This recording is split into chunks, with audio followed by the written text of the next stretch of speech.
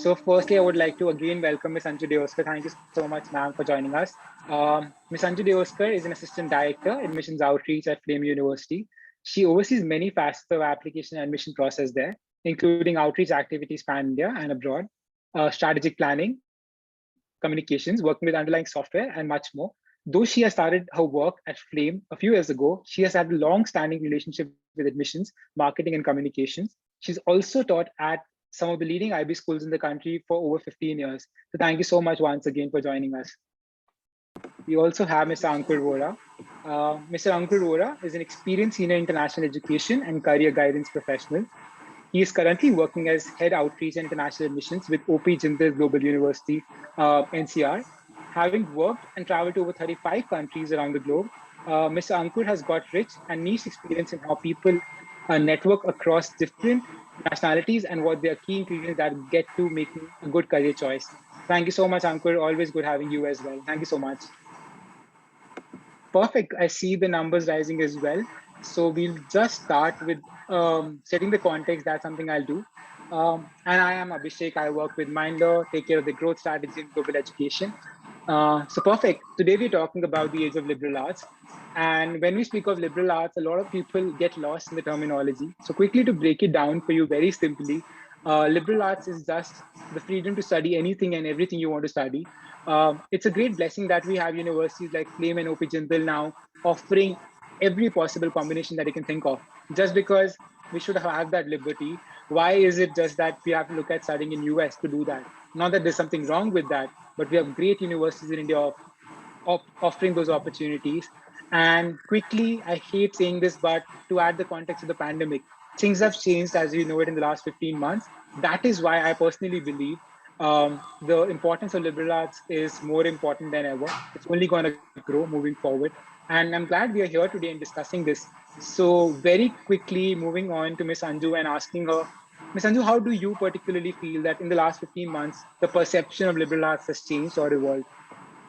So I think the most important thing is that liberal arts has been here. Is a way of higher education. It's been from many years, all right, and now it has become little more popular in India. Not now exactly, maybe in the last decade. Its relevance in today's world, I think, becomes even more important because today people are not looking at the specialists, but they say that the generalists are the ones who are going to triumph, because you need to have a lot of knowledge to do one particular thing, and liberal arts is exactly what it's been offering. It's become more relevant with the current pandemic situation. I think the simple example of right from the biggest airlines to the smaller shops, the hotel industry, whether it's anything, they all have actually, they came back to a startup mode where they had to rethink, redo things and stuff, right? And that is the time where I think the expertise of people who from various fields come in. Liberal arts is something which offers students right from the in their undergraduate program. It offers them that variety before they kind of dive deeper into their one particular major. So I think a lot has been said on this. It is absolute not relevant. I'll just take the question little differently in my, and these are just my opinion. It's not only the relevant education now, it is, in my opinion, the only education now, and people will understand because NEP says exactly what liberal education is doing. To kind of have interdisciplinary approach into learning, and we're a large country, there are a lot of logistical issues. We will take some time, maybe a decade or more, to actually bring that into practice. So yes, it's very relevant, and in today's world even more. Perfect. Thank you so much for that, Ms. Anju. I think the way you said it, it's the only education. To be very honest, that's very true. And one important point I want to highlight about generalists. In fact, there's a book that I particularly count on is Range by David Epstein, which talks about what he exactly said. Yes, So thank you so much for emphasizing that. Ankur, coming to you with the same question, what is your perception on how it has changed or if it hasn't? Thank you so much, Abhishek, for that question. Thank you so much for having me here on behalf of OP Jindal Global University. I want to thank Mindler. Absolutely, Abhishek. I think, as Anju was saying, uh, liberal arts has revolutionized the way. It's like a breath of fresh air for the education system and the students, definitely, who were being strangled. I would use a strong word, strangled under the hold of medical and engineering. I remember 20 years back when I was in school, we didn't have an option to have a flexible education. If I was somebody who wanted to study physics along with economics, I had no options in front of me, and I felt really challenged to not have that opportunity. And cut down 20 years till today, also students face a similar kind of a challenge. So the education system of our country needed a revamp. Anju touched upon the NEP, which is reimagining the education sector, not only the higher education, but right from the school education, primary education, everything is now interdisciplinary, multidisciplinary, and giving more flexibility to the students. So first thing that I want to talk about liberal arts is that it gives you, the student is at the center of that education model. Student gets to decide what I want to study, when do I want to study that subject, and if I want to take a break and I want to do something different, you have that flexibility. So that's the first thing that people should know about liberal arts model. The second thing that people should know about liberal arts model is that it's not only about arts. So it's not students who are only interested in arts should study liberal arts. That's one perception that students have. You can study science, you can study mathematics, you can study pure sciences, you can do commerce, you can do arts, you can do humanities. Everything is open in liberal arts. So it's not only for commerce or art students, liberal arts is for everyone. You can study physics, computers, maths, sciences, astronomy, whatever.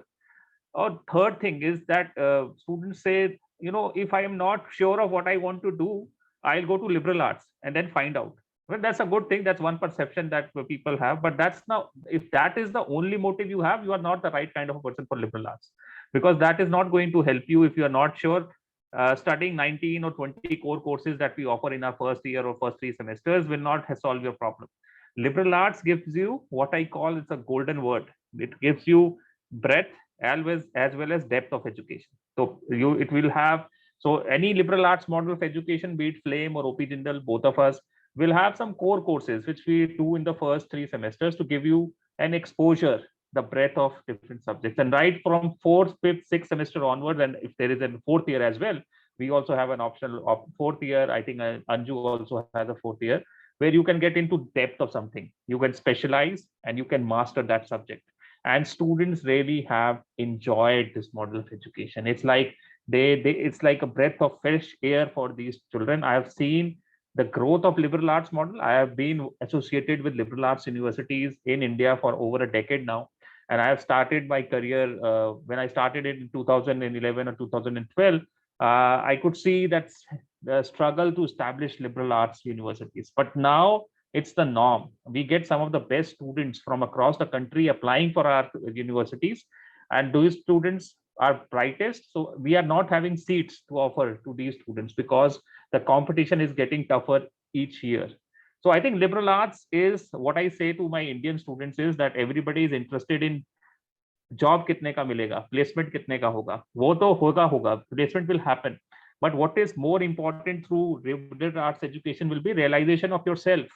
You will realize yourself what is it that I want to do in life. So that realization of self, which I feel and which we feel at OP Jindal, is the most important aspect of any education. Whichever university you go, apart from the job that you will get, it should also help you become better as a person. It should also help you realize what you are good at in life. And that is what liberal arts model of education does to students. It's a breath of fresh air, and we wholly support government on the NEP and the aspect of liberal arts being intertwined with any kind of education in our country.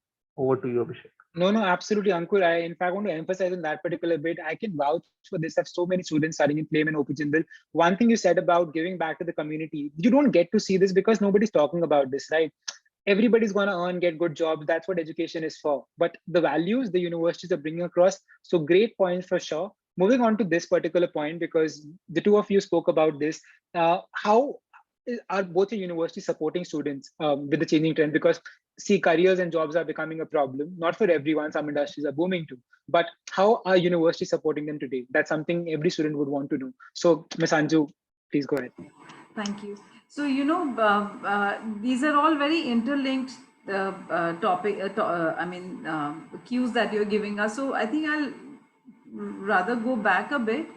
I think today the survival, okay, and survival for those who are struggling, and people who have the attitude, this becomes a place to thrive.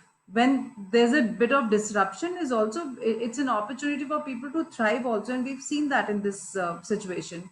So I think the survival or how they thrive depends, the career aspect, it depends on how quickly today you can innovate for a changed world. This change is just going to just get faster now on, okay? So, in order to innovate, I think the students today must focus on one very, very important skill, which is, an entrepreneurial mindset, because that will be required, since all the things will just keep changing, or, this is a startup nation, people are saying. So, I think entrepreneurial mindset is something which is required, and not only that, liberal and transdisciplinary thinking. Okay, students, this is a thing, and you must research your own thing. Liberal and transdisciplinary thinking, I think education, for the changed world now, this is change, this is normal now, okay, is to make people future ready, the future which we don't know, okay. Future ready means developing entrepreneurial mindset. That is something very important, because this is a VUCA world. Thinking in the box, out of the box is not enough. You should have no box to, when you actually think, and the best ideas generate come from there. So education used to be about acquiring competencies for employability, all right, but now today it is about developing skills for your earnability. You have to be able to earn, okay, whether you are in a job, whether you set up your own thing, or you just have an idea from which you earn. So for that, you have to break all these walls. There is no inside and outside of the box. There is absolutely no box. And if I just put this literally in context to liberal education, that's exactly what we offer. So students, when they come in the first year, they have to study a lot of subjects, to explore the breadth of the knowledge, as we call, right? So a student may be very, very sure about that, I want to do economics honors, and this is the career I want to do. You'll be surprised that you will study economics if you've taken courses in psychology, or you've studied international relation or public policy. You'll still do economics. Better job in getting solutions, or understanding, or catching that one pulse of the economy, and be able to advise your clients to make a fortune out of it. So these are the things that we have to be careful. Communication skills, I think your both written and verbal communication skills is a key to be able to solve problems, to have analytical mindset. So even if you're a completely a humanities students, where you're looking at studying only maybe literary and cultural studies, or history, or subjects like these, you still need to understand the digital space. You still need to know a little bit of technology. So all of this, nobody's going to teach you unless you take a hit yourself. So this is a place where, which is actually setting you for multiple careers. Also, I think, like Ankur, me and Abhishek is much younger. I don't know, Ankur, you're also much younger, but maybe people in my age would have changed a few jobs in our life till now. You guys are going to change those many careers. Okay, you are maybe you're into finance, you just drop that and you get into probably manufacturing, or you just get into something just on cloud. You're going to change so many careers. So what are the skill sets which are going to make you successful in everything? Those are the things that has to be focused in the higher education now, and that will, you don't have to worry about what careers. You can work in academia, you can work in business, you can work in governments, you can work with think tanks, you literally can work anywhere you want to. So that's my take on, so that, again, coming back, this is the most relevant form of education, though I'm not denying that, but no education, education, but it's just that sometimes you have to see that how well it is connected in today's time. And this is absolutely connected in today's time. No, no, absolutely. And Miss Anju, just that point, what I could take away majorly from it is we can't future-proof careers, as we say. We can future-proof the skills, right, which are transferable and move Absolutely. across. So that's a Absolutely. very relevant point. Couldn't agree with you more. Ankur, passing it on to you.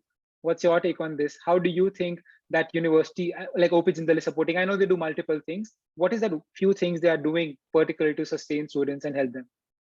So, thank you, Abhishek, for that question. For particularly at OP Jindal, there are three key pillars of our education model. The first important pillar is that we are an experiential learning school. So, I think to keeping in mind the career aspect of, as I said, realization of self and careers, uh, OP Jindal is, I think, one of the few liberal arts colleges that offers 4 compulsory internships to students. So, right from your first semester onwards, we have an Office of Career Services that supports students in transitioning to job or career, whatever kind of profile they want to be in. This happens through another very important element of our program at Liberal Arts, which is a faculty mentorship program. Our faculty to student ratio in the program is 1:8, while UGC states that for any good institution, 1:18 is a good faculty student ratio to have. So a lot of our public institutions, top public institutions have 1:8 as faculty student ratio. So the complete hand holding of a student right from day one when he or she enters the college to understand what is your larger goal in life, what is it that you want to do, and it's completely okay for a student to say, I don't know, probably I want your advice on this, these are the major areas that I want to get into, how do I get from point A to point B. So that important guidance from world class faculty. I've not spoken about the faculty that we have people from Stanford, Yale, and Columbia, a lot of Ivy League institutions who teach in Sonipat in rural Haryana. Right? The people get surprised. Sonipat कहाँ है? अच्छा हरियाणा में. अच्छा जिंदल हरियाणा में, हम हरियाणा कैसे आएंगे? You will be surprised. People from all over the world, Paris, New York, Los Angeles, top cities around the world have left these cities to come and teach in Sonipat in Haryana. So that is one thing that I want to set it right away. So that close faculty student mentorship, that close experiential learning to ensure they get 4 internships, they get relevant corporate exposure, and also the model of our classroom is very different. And Anju bhi agree karengi. We are not a traditional classroom. A liberal arts model of a classroom is very different than any other Indian classroom. You go to any top public institution, they will not have similar kind of classroom. What is the key difference? We not only tell students what to learn, but we teach them how to learn. Yeah, it's not only about rote learning, it's about learning from experiences. So there the students are encouraged to ask questions. It's not a traditional where a lecturer will come 45 minutes, give a single presentation, go away, give an assignment, you submit that assignment. Nahi hone wala hai. What we have in a liberal arts model of classroom is student is an integral part of learning. जब तक student involved नहीं होगा, so there is a lot of reading that has to be done before the classes. It's not that you will just go there and sit in the classroom and hope कि you will get knowledge from somebody who is at a higher pedestal. वो नहीं है. You are an active participant. So every liberal arts student has to go through lot of reading, lot of writing before even classes begin. उसके बाद तो होएगा ही होएगा. So what we are trying to do is through this process of experiential learning, through this process of small classroom, through this process of experiential learning, is we are teaching them some key skills. जो Anju was touching upon, critical thinking. How do you think about a topic critically? How do you put your mind to different viewpoints? You may be coming from a different background, but how do you adapt your brain? That's this concept that we see in liberal arts: learn and relearn. You put on your thinking hat and say, I don't know anything, probably I can, you teach me. And then you put a different thinking and say, I know something about it, probably I can contribute. So that process, that reimagination of total Indian classroom is what is liberal arts education. So wo is very important. And Anju also touched upon this, that probably in our age, probably I am older, but in the students that are now going to college, they will have to change 6, 7, 8 careers. And there are a lot of research that have come out that says, whatever you study in college is not that what you are going to retire with. Gone are those days when you could enter one job and then retire at the end of 60 years or 65 years of age. Myself, I studied as an engineer. I did my MBA. I started my career as a software engineer at top IT company. Now I'm doing outreach and admissions counseling in a university. This career I could not even imagine when I had finished grade 12 at 2000 in 2001 to be exact. 20 years back, I did my 12th.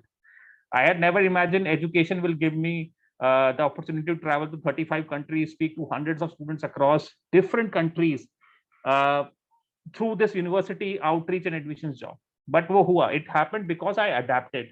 I saw what are my strengths and I picked up those opportunities and realized. So that realization, what are my strengths? Where is the market going? That realization will come through liberal arts education. That is my guarantee to all the parents and students listening. That's my take, Abhishek. Abhishek, I'll just add Please, just please go one ahead. little thing here. So another thing, students, you know what? This 3 or 4 years, whatever you choose for your undergraduation program, you're not coming here only to gather knowledge that you get from your professors. Okay, today knowledge is absolutely available for anyone. You don't have to go to a college for that. I think for Flame, for very confidently, I can say, and all these universities as well. I think the intellectual density of a classroom gives you the experience, and that can happen only through the, I'm sure Abhishek will touch upon the admission process and all of this, the way we select students, who are the children who come, what is their attitude. We are selecting students not only on their academic score, we are selecting them for, so the you are going to bring in an experience to the classroom. And why? Because of the teaching and learning pedagogy. The whole system is, if you are the kind of student who finishes the assignment night before the submission, please do not bother to apply, because you won't enjoy it here. Here students have to research for 6 months, 8 months to do a project, all right? So which means you have to be constantly engaged. And the best part is, we call it fun, it's a serious fun, because you are enjoying that. You have selected your research question, you have selected the subject that you want to research in, you have also picked up under that subject the courses in those subject what you want to learn. So it is literally liberalized education in terms of what you're learning. It's not a liberal way of living, it's rigorous. And like even Ankur mentioned, the selection process, I'm telling you, people with I mean, I don't want to dissuade anybody here in that context, but the quality of students, if one has to see only pure academic, oh, that is something what you can see. Rest of it we see only once the application comes, when we interact, when we see your statement of purpose. The other part of you we see accordingly, right? But even if you consider that one thing, if the competition is really high, but that is not the only judging selection criteria. We want somebody, for I give this analogy a lot. Suppose we have a basketball ground, right? So we must understand that you play basketball. We don't want somebody to play football in the basketball court. You won't have the best experience. So those kind of things are something which we try to find out during the the entire very holistic admission process. And it is rigorous, students, so don't think that it's just going to be only fun. Yes, it's going to be a lot of fun because of the way of teaching and learning. You'll spend only 40% of your time in classroom, rest the learning is outside of the class through so many activities and other things. So we'll ensure as a university that you have fun, but we'll keep you busy, because I know if we don't keep you busy, you'll keep us busy. So the best is that we keep you busy. No, that's a very important point. I want to quickly highlight, because two of you mentioned about what university are doing. I'll give you examples of that. I have two very good friends. One went to OP Jindal, went to Berkeley after that, and worked with me in the UK. One went to Flame, studied with me at UCL. And the fun part is, one common factor in two of them is they always bug you with questions, because they want to know every possible thing about them. And whenever I ask them, they're like, "You're taught that way. This is the classroom we come from." And this is something I rarely find, and that's something I can vouch for. We are Yes. getting a lot of questions as well. In fact, I want to pick up a question that Ms. Anju, you started on this. Uh, I particularly know this, but can you quickly, both of you, highlight the admission process? Because I know OP Jindal is still taking admission for the cycle, but Ms. Anju, can you highlight for the coming cycle, what are the parameters that you're looking at? Yes, yes. So, Flame University, we start our applications right in the first week or the second week of October. It's you can still start your application. Even now, the portal is never closed, but we start taking it like we open the portal around mid October. Early decision round is typically in December, where in December students can get to know whether they've been offered or waitlisted. That's the first round. Then every month we have a round. We have an online cycle right now in current situation. Jan, Feb, March, and April. This year we had to extend a little bit of I mean the time for applications because of the board results which came in later. But typically by end of May or early June our applications will close. That's about the time for application. What you do in the application is we essentially look at your all details. You pay the application fee, which is about 2,000 rupees. Once we have your application fee, we open the second part of the application opens, where you upload all your documents, everything that you want us to view, your academic achievements, your co-curricular achievements, your personal projects that you've done, or anything that you want the admissions office to know. Once you've done that, you also write a statement of purpose, and then you submit your application. Once the application is received, you get a call from us that we're going to have a selection process, which entails something called as flame entrance aptitude test. But for the students who've taken SATs or ACTs and they have scores ready in hand, they do not have to give the FEAT compulsory, but you can still choose to take the FEAT test. After that, we have during that time we also have on-spot essay which you have to write. We give you around 20-25 minutes and a topic, and on-spot we're looking at your thought process, how you articulate your thoughts, just to know your views about the topic that has been given. And then we have the interview, which is literally a video SOP, because it is one-way online interview that happens. And once the students have submitted, it's a turnaround time of maybe between a week to 10 days. So within 2 weeks, you get to know whether you've made it or whether you've been waitlisted. For those who've been waitlisted who are still keen, you can get in touch with your counselor to understand, what is maybe wherever you've gone wrong, or what's your strength, what would you want to emphasize, and you can apply once more. So that's what the Flame University does. And I think somebody's also asked about the fee structure here. Sorry, I missed that question now. But generally, the fee is around 8.6 lakh per annum. And this includes your everything. You don't spend anything beyond that. I mean, even if when you're living on campus, everything is taken care, right from your food to your stay, for your stay to your academic resources, everything. Thank you so much, Ms. Anju. Quickly want to highlight one thing for people who are sending questions to panelists. I'm so sorry we can't address those because people won't be able to understand what we're talking about. So please address your questions to both panelists and attendees. Thank you so much. Ankur, coming to you, can you highlight the process as well? And also, I would like you to talk about scholarships too. I'll come back to Ms. Anju for scholarships as well. Sure, Abhishek, thank you so much for that question. So for Jindal School of Liberal Arts and Humanities, OP Jindal Global University, we still have a few seats left for this year admissions. So our admissions are open till 31st of July for the August batch. Having said that, for the next year admissions, we will start our process somewhere around in October, mid of October. The entire process is online, so the students do not have to go anywhere for the admission formalities. You can do it from the comfort of your home. Now, quickly, I'll take 2 minutes to talk about the admission process and what we are trying to do. Our admission process is very different from traditional top Indian universities.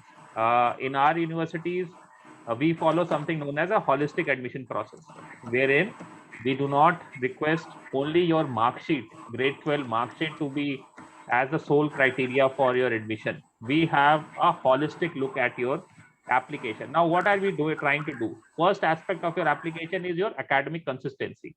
So starting from your grade 10, grade 11, grade 9 marks, how consistently you have done good or bad in academics. I'm not looking for a cutoff. A lot of times students ask me, sir, cutoff bata dijiye. What is the kind of cutoff should I have? There is no cutoff. We do not have any cutoff in Jindal School of Liberal Arts and Humanities. I believe nobody has a liberal arts school has a cutoff. That is what my consideration. So academic consistency. Second is your entrance examination scores. So you will either have given SAT or ACT Or if you do not have SAT, ACT, we have something called as Jindal Scholastic Aptitude Test, which can be given online. It's an AI proctored exam from the comfort of your home, 24/7, 365 days a year. So वो आपका हो गया entrance examination. Third aspect of the application will be your extracurricular activities. How well you have exhibited your abilities in something which is apart from academics. आप sports में अच्छे हैं, music में अच्छे हैं, whatever is the field that you want to be in. And the fourth and the most important part is you have to write SOP, statement of purpose, letter of recommendation, and there are some prompt questions to check your writing skills. So ये सारा process है. After that, we have a virtual interaction with a faculty member who judges you on the basis of your application. So उसमें there are lot of students get nervous on what will happen in an interview. We do not have an interview to stress you out. The interview is a very friendly, I'll say, interaction on whatever you have written in the application form. We just double check that this is what you are really, who you are trying to be. So if you have not faked yourself in the application form, if you are honest, interview should be a breeze. Quickly, 30 seconds on what are we judging in these 30 in this admission process. If not only marks, and when we see holistics, क्या चीज judge करते हैं हम? We judge you on couple of parameters. We check your critical thinking abilities. We are not saying that you should be 100% critical thinker, but there should be some signs of you are interested and you have a sense of what is critical thinking, how you can use that. Second is your communication skills. How well do you communicate your ideas? And that is through reading, through writing, and how are you able to present your ideas? So how well you are able to ask the right kind of questions. जैसे आप classroom में भी आएंगे, you will have to ask questions. That is what Anju was also saying. That is what I was saying. You have to ask those questions. So we check that skills, and definitely academics is very important, and inquisitive nature of a student is very important. So that is the whole process that we have at Jindal School of Liberal Arts and Humanities for admission process. Coming to the question of scholarships, I think scholarships are offered very generously in OP Jindal Global University. We have something called as means cum merit scholarship policy, wherein if a family income, you have a family income which is below 30 lakhs, you come to us and say, I have got an offer of admit. So we follow a need blind admission process. I mean, if you come from a family that cannot afford our education, you can get full scholarship from OP Jindal Global University. We offer need blind admissions and need based financial aid, or what we call scholarship. So if your family income is below 30 lakhs, pretty simple process. You come to us, you say, I want to apply for scholarship. Depending on your merit, we do an evaluation and give you scholarships from 10% to 100% tuition fee waiver. So that's the scholarship process. Abhishek, over to you. Thank you so much. And thank you for explaining the entire process really well, Ankur. Always appreciate that. Coming back to you, Ms. Anju, can you highlight on the scholarship bit as well? Sure. So, like Ankur mentioned here, the same thing, we do have merit scholarship for which you essentially don't even have to apply. If I've applied and depending on the entire cohort application, 25% of our students are offered scholarship. It could be anywhere between 10% to 100% scholarship, right? That's one part for which you don't have to apply.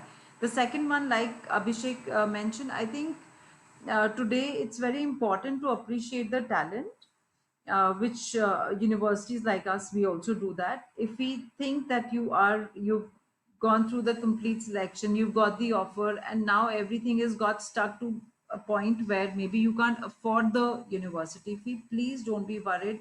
Again, very generous in financial aid scholarship. You can apply right to the admission office. We'll ask you for certain documents because we want to be sure that we're giving it to the right person. So we have merit scholarship, we have financial aid, and the other one is with college board and a special scholarship. Special scholarship would be a talent which is outside of the academic area. It could be I'm a national player, it could be I'm a national performer, or you have some form of achievement which is appreciated by the scholarship committee. We also give special scholarships. Yes. Perfect. Thank you so much to the two of you. I have a couple of questions which I want to address quickly because you are the better people. There's somebody asking, is Liberal Arts University good for science students? So either of you want to take that? Absolutely. So please understand, liberal arts universities, it's actually liberal education. It's liberalizing education. So, for example, at Flame, the sciences we offer physical and natural sciences, where you essentially can do a major or a minor in environmental science, so which is not a pure science. So that's not what we offer. But at the same time, we have started our computer science honors program 2 years back, and this is again a program where, if you I mean, I heard our head of the department the other day, and I was just asking, why would somebody do a computer science at a liberal education university vis-a-vis a university where it's only about the sciences.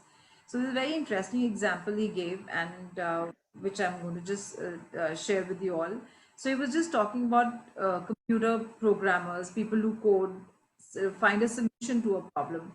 So if you go to a conventional university where you have the skills to code and solve problems, you will just know to do that. If you do the same education in a liberal education university, I think the students have the capability of taking 4 steps back or 2 steps back to look at the problem. Number one, identify or understand whether the problem is worth solving. What are, to be able to predict problem and find a better solution, because your understanding to the society is far more than somebody who's gone to just a conventional university. So these are certain major differences. But yes, students who want to study sciences, you can apply to the liberal education universities. If I may add, I think Anju has a brilliant idea on this. I just want to open some minds here and give you a traditional example. Everybody here, or if not everybody, most of you will know a guy named Elon Musk, a guy who is reimagining the world, and he's sending a mission to Mars, setting up a colony on Mars, and then electric cars, electric trucks. He's just reimagining the world. Elon Musk has a liberal arts degree. He studied physics and economics together. Now, if Elon Musk was to be in India in grade 12, he would straight away go to IIT because he's a smart guy. And if he would have been here 20, 30 years back, IIT would not have offered liberal arts. Nowadays, IITs are now starting with liberal arts program. For your kind information, IITs, IIM Bangalore, all of them have now specialized departments working on liberal arts education. So if science is not liberal arts is valid not only in science but every sphere of education. So coming back to Elon Musk, if this guy who has an opportunity to study physics and economics together, why not our Indian students? So that is what is Absolutely. absolutely happening in our country. IITs are going to become multidisciplinary institutions. That is what NEB talks about. Multidisciplinary, interdisciplinary. That's the buzzword, and students will have that choice. So you are where you are. I think all the students growing up and coming into university system in next 3 to 4 years are very lucky that you will have that interdisciplinarity available. If not in all, but at least the top institutions in my country. So that is my hope. No, no, that's a valid point. And you spoke about Elon Musk, Ankur. I mean, we cannot forget Steve Jobs or Barack Obama. They come from liberal arts too. There's so many examples. We can go on about it. And I think lucky is the word I want to term with liberal arts, because back in the day, if you had opportunities, this would have been excellent. Moving forward, you are given the opportunity. Students had to crib that, okay, we are supposed to do only one subject. You don't have to anymore. Then if you are not taking it, it's a whole different scenario. Coming to another question, which is something which I'll keep as the last question, about careers. Now, I know both of you have highlighted this particular bit. Just to sum it up, what's your explanation to a student who wants to ask, what are the careers I can look at through liberal arts? So, I'll just talk about the education part just before the career. So, instead of choosing a career at the beginning of the degree, liberal arts students are more likely to be focusing on learning as much as they can uh, learn about the world around them, which actually opens the opportunity across many industry sectors. Okay, it could be academia, it could be art, education, marketing, politics, think tanks, government. So, and being an enterprise, working for environment, law enforcement, research. I mean, there are just endless opportunities. I think you must understand, students, that people who choose liberal arts, they are coming here to learn, and once you have learned, okay, you don't need guidance to go to which industry. That's my take. But answering to your question, if you've done liberal education, depending on your specialization area, You have exactly the same career options which anyone else going to the conventional university would have, probably if they study economics or international relation or journalism. But here you have studied journalism along with maybe finance. The other person who studied journalism in just that particular specific field has studied only journalism. So obviously you can write for a finance market, still be a journalist, all right? So you have tremendous amount of career opportunities. It's everywhere. And I mean, if you just, I think I posted a link sometime back about our alums. Okay, so right from, somebody who's an editor who writes for a journal, to somebody who's working with the United Nations, or somebody who's working in their own enterprises, it's just like everywhere. Absolutely, I agree with Anju. Though the career opportunities for a liberal arts graduates are thousands of them. I mean, any field you pick, you can go in that liberal arts And career. students, I I'll have just give you one this thing here. If you speak to, and I say this a lot, if you just actually do this exercise, okay, just pick 10 adults, your fathers, parents, friends, neighbors, anyone. Just ask them what was their education qualification in terms of career and what are they doing today. The possibility is, and I'm being very moderate, okay, if more than 50% are doing something else. So they found their own passion after they got into the world, the economic part of their life, when they had to contribute economically, which means they had to either work or work for their own organization. So people just discover that while in the liberal education you have, number one, the skill sets, number two, to be able to handle the change which will happen so fast. I know somebody, a very dear friend. He has zero understanding of science. He runs a very big IT software company. I know, just an example, my own daughter, she's a computer science engineer. She runs a restaurant, she has a boutique, and she's just expanding something else now. But does it mean engineering didn't help her? Of course it helped. That's a basic foundation degree that she had. So no education is bad. But please understand that if you're going to learn only that much, that is not going to help. You'll have to still learn outside. You can still go to a conventional college, but don't think that whatever you have to learn only from that college. Do a lot of other things outside the college. Here in liberal education, everything is structured in such a way that you have no escape. You have to do everything. So that's how I look at it. and if I just want to add, come in here, apart from what Anju mentioned about the careers and the opportunities that open up, I also want to highlight the international mobility programs that we have for our students, right? So it's not only that Absolutely. students want to straight away go for a career.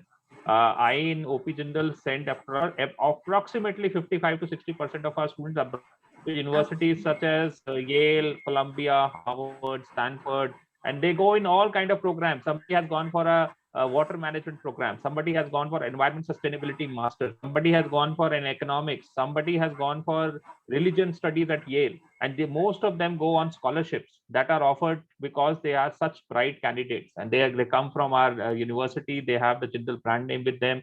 So it's not only about careers in terms of getting your first job, that will happen absolutely, but getting into those Ivy League institutions for your masters and probably research based careers, that is also important part that I missed.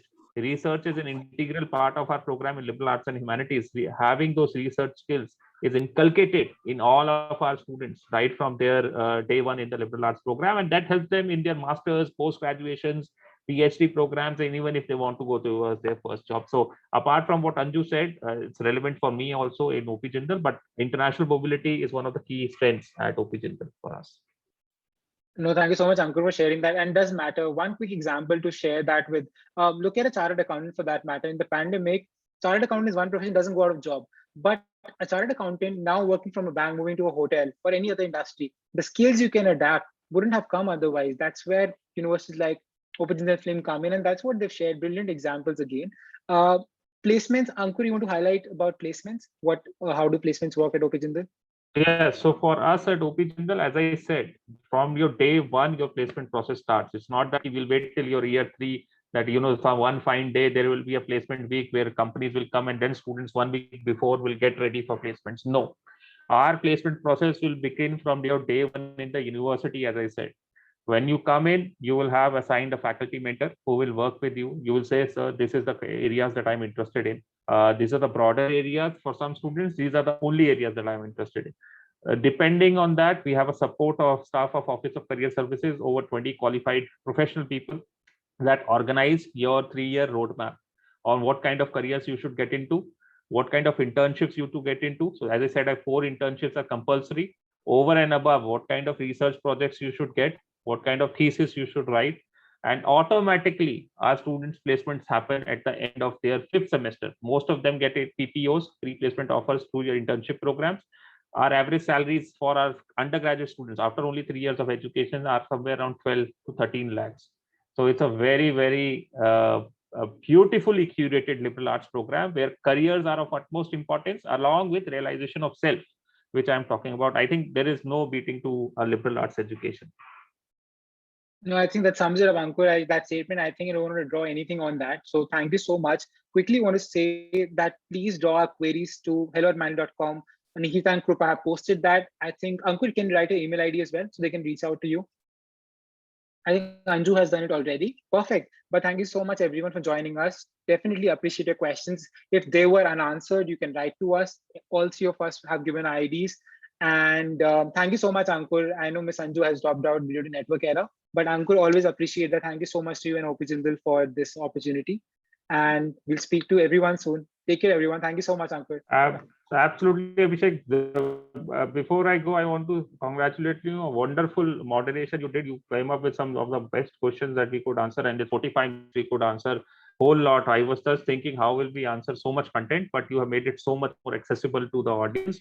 Thank you so much to you and Team Mindler for having us. We look forward to continue our collaboration with you. You're doing awesome job in educating the masses in terms of career counseling. So hats off to you and the team at Mindler, and we look forward to working closely with you to ensure that we people have access to good qualified career counseling sessions. No, of course, just that word that Ankur said, collaboration. I think that's the only way forward. That's what liberal arts is teaching as well.